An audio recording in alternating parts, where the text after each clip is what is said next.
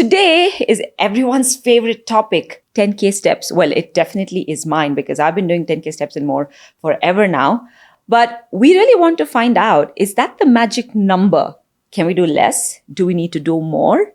And while we have so much science-backed information from Rishabh, I must tell you that while we were discussing this topic and researching, we found out that the 10,000 steps really is dated back to a marketing campaign that happened in Japan in the 1960s for a pedometer. I think it was called Manpoki or something. When they launched that pedometer, the smart marketing campaign happened, and Manpoki actually means 10,000 steps.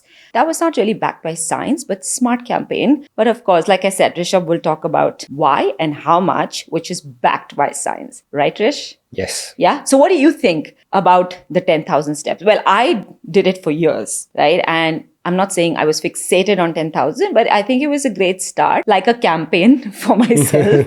And I loved it and I did it for years. And then a lot of people also kind of followed through. But I definitely know that less and more will have, different benefits.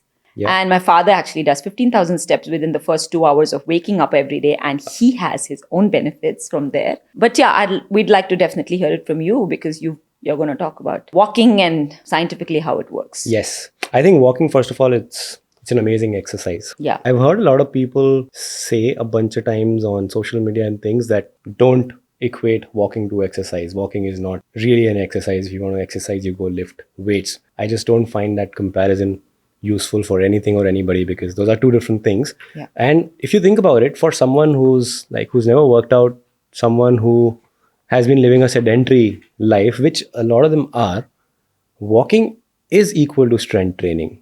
When you're walking, you're carrying your body weight, right?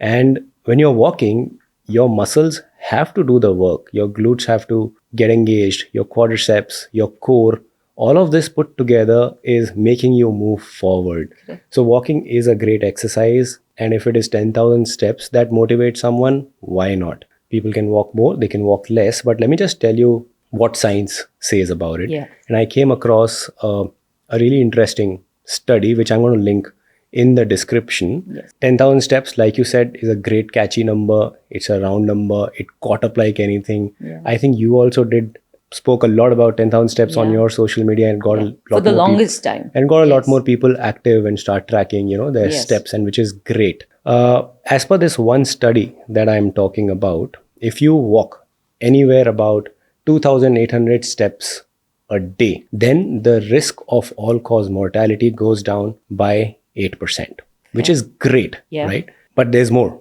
If you walk more, and if you walk around 8,800 steps in a day, the risk of all-cause mortality goes down by 60%. That's a big jump. That is mind-blowing. Yeah. Right? And I'm not saying that don't walk more. I'm not saying don't walk 10,000 or 12,000 or 15,000. Of course. There will be benefits. But as per this study, the benefits will not be significant after this number.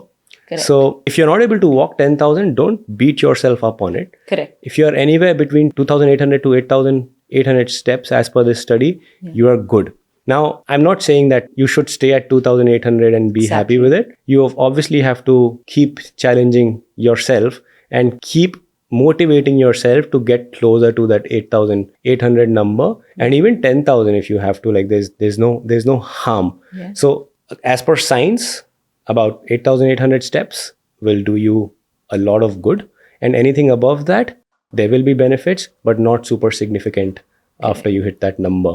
And what also happens is that when we walk a lot or when we do any exercise, our body starts to adapt.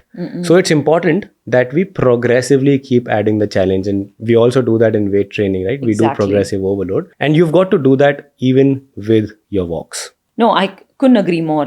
I think our parents, that's how it happened, right? They must have also started with 7, 8. The body got used to it. Now they're spending longer time walking, doing more steps, and just very easily they do 15,000 steps.